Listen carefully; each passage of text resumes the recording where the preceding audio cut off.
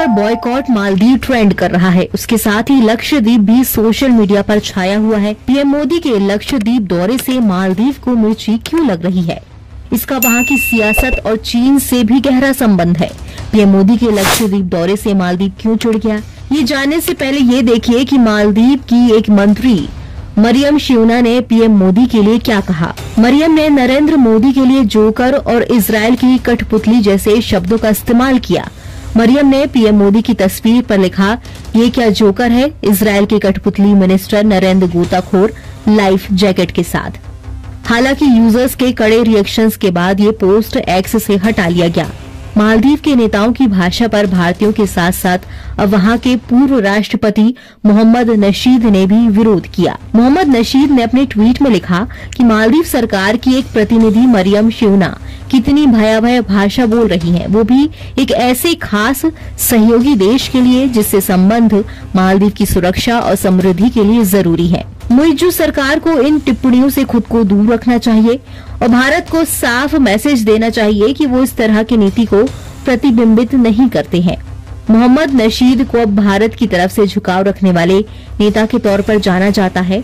उन्होंने हमेशा भारत को दोस्त कहा है। तो इससे उलट मालदीव के मौजूदा राष्ट्रपति मोहम्मद मुइज्जू चीन के सपोर्टर माने जाते हैं और उनकी नीतियां भारत विरोधी देखी जा रही हैं। मालदीव में चुनाव से पहले मुइज्जू ने एंटी इंडिया कैंपेन किया तो लग रहा था कि चुनाव जीतने के लिए मुइज्जू ये हथकंडे अपना रहे हैं। लेकिन मुइज्जू ने भारत से किनारा करने का साफ मैसेज तब दिया जब उन्होंने बतौर मालदीव के राष्ट्रपति तुर्की की यात्रा की, जबकि मालदीव के राष्ट्रपति की पहली विदेश यात्रा आम तौर पर भारत की होती थी।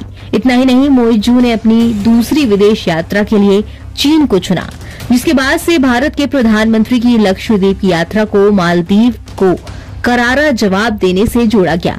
भारत के पीएम ने भारत के लोगों से लक्षद्वीप आने की अपील की। नरेंद्र मोदी ने लक्षद्वीप से अपनी तस्वीरें शेयर की और ये बताने की कोशिश की कि हमारे पास भी एक खूबसूरत समुद्री तट है। उन्होंने भारतीयों से लक्षद्वीप घूमने की अपील करते हुए कहा, जो लोग रोमांच को पसंद करते हैं उनके लिए लक्षद्वीप टॉप लिस्ट में होना चाहिए। दरअसल मालदीव की अर्थव्यवस्था ज्यादातर टूरिज्म पर टिकी है। ऐसे में उसके लिए भारतीय टूरिस्ट सबसे ज्यादा अहम है। इंडियन एक्सप्रेस के मुताबिक साल 2021 और 22 में 2,91,000 भारतीय मालदीव घूमने पहुंचे थे, तो वहीं साल 2023 के जून महीने तक 1 लाख भारतीय वहां छुट्टियां मनाने जा चुके हैं। ऐसे में मालदीव ये कभी नहीं चाहेगा कि भारतीयों का मालदीव आना बंद हो। इसका उसे बड़ा नुकसान उठाना पड़ सकता है।